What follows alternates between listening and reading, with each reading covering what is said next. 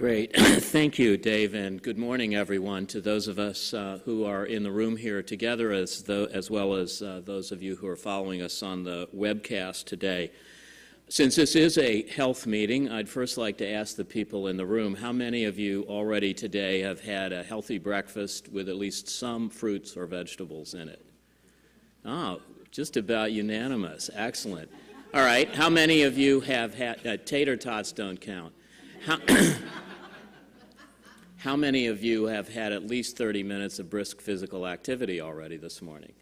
All right, we need some work there. Please, those of you who don't have your hands up, and all of you on the web, I hope you will promise to do that by the close of today.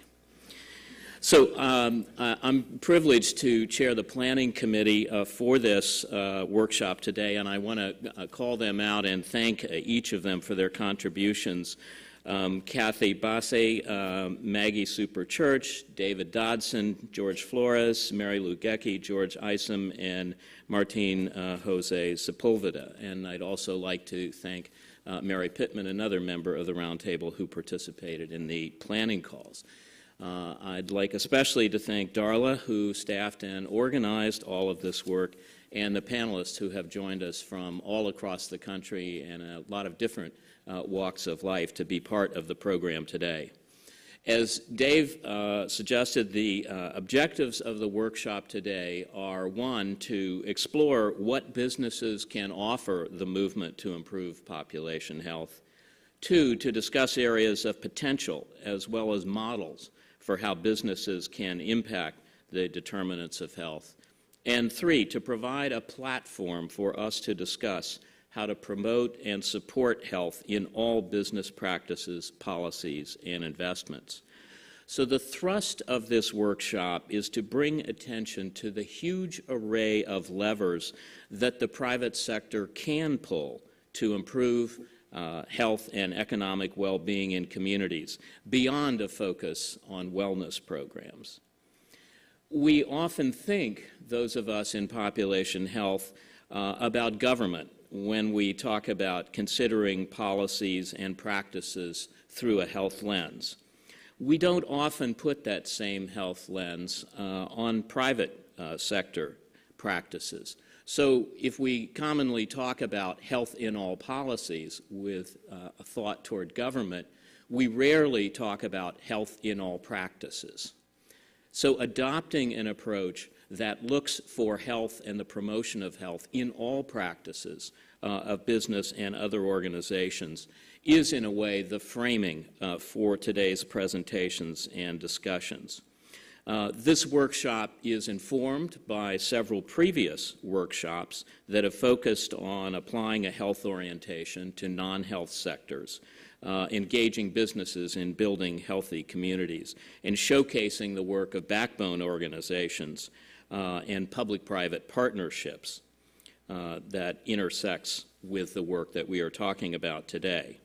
As you will hear throughout today, there are many ways that businesses can consider health in their decision-making.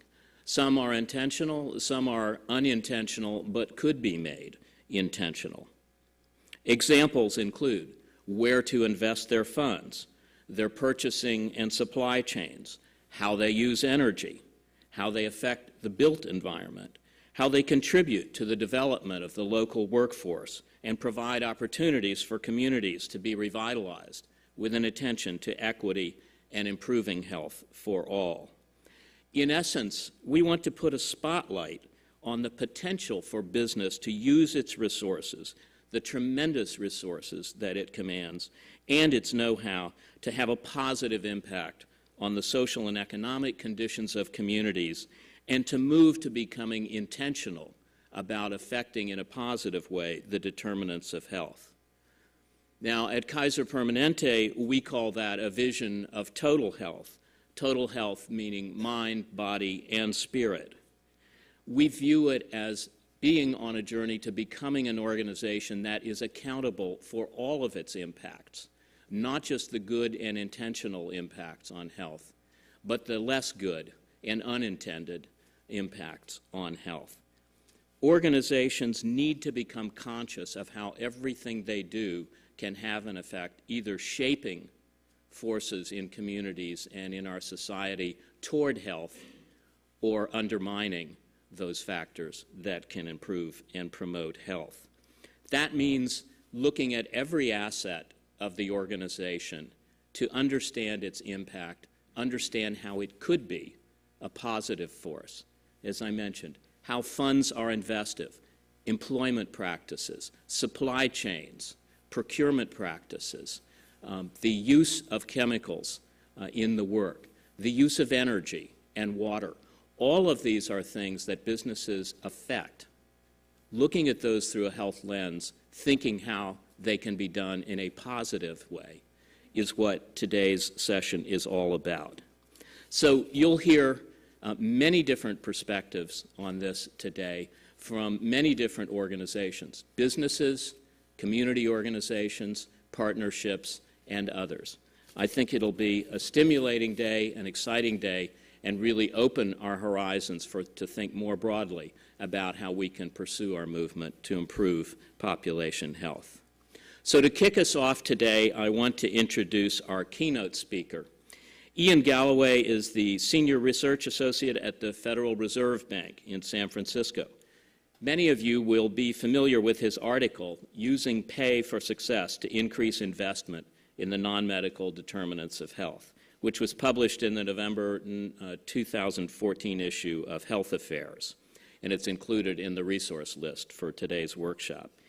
You are also likely familiar with Investing in What Works for America's Communities, a project of the Low Income Investment Fund and the San Francisco Federal Reserve, which Ian co-edited. So please join me in welcoming Ian Galloway.